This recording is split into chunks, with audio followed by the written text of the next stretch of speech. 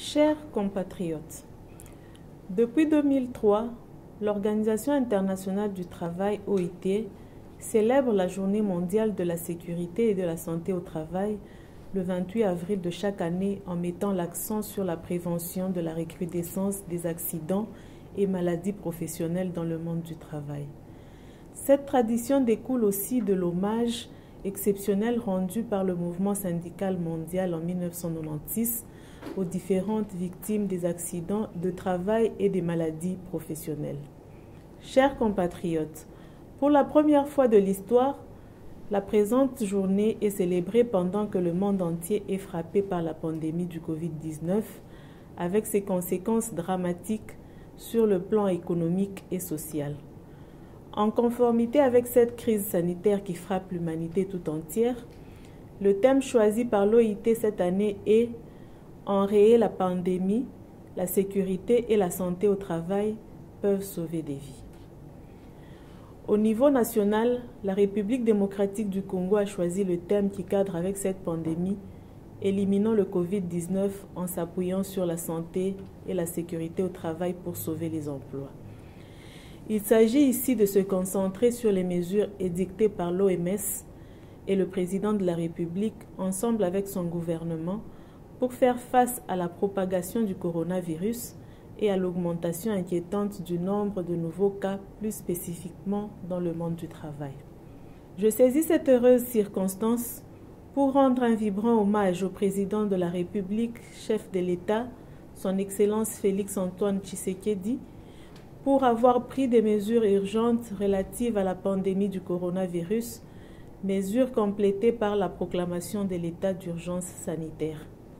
Aussi, je m'empresse de remercier son Excellence Sylvestre Ilunga Ilunkamba, Premier ministre, chef du gouvernement, à qui incombe la responsabilité d'appliquer sur terrain les mesures prises par le président de la République et aussi pour avoir allégé les charges des entreprises et des particuliers afin de préserver l'emploi. En vue de rendre opérationnel ce train des mesures prises par le chef de l'État en milieu du travail, j'ai signé en date du 23 mars 2020 la circulaire relative aux dispositions pratiques concernant le travail pendant la période de la pandémie à coronavirus. C'est pour moi l'occasion de rendre également un hommage mérité et compatissant à toutes les victimes du coronavirus en République démocratique du Congo, particulièrement celles qui ont succombé suite à l'exposition au coronavirus de par leurs activités professionnelles. L'humanité tout entière participe à la célébration de cette journée en mode confinement et en méditation. La RDC n'en fait pas exception. Profondément touchée par la pandémie, l'Organisation internationale du travail et ses mandants joueront un rôle primordial dans la lutte contre cette dernière en garantissant la sécurité des personnes ainsi que la viabilité des entreprises et des emplois par un dialogue efficace à tous les niveaux pour prendre des mesures rapides et performantes. Les recommandations que le gouvernement adresse aux employeurs sont: tenir informée la main-d'œuvre, communiquer régulièrement avec les salariés, prendre les précautions d'hygiène et de sécurité qui s'imposent par le biais du comité d'hygiène et sécurité, privilégier le travail à distance, télétravail et organisation d'un service minimum. Si possible, désigner une équipe de gestion de la crise en cas d'urgence pour une intervention efficace. Suivre l'évolution de cette équipe au jour le jour. Encourager les salariés infectés à rester chez eux et renvoyer chez eux ceux qui sont malades.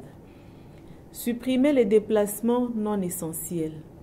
Il est strictement interdit de licencier pour cause de Covid-19.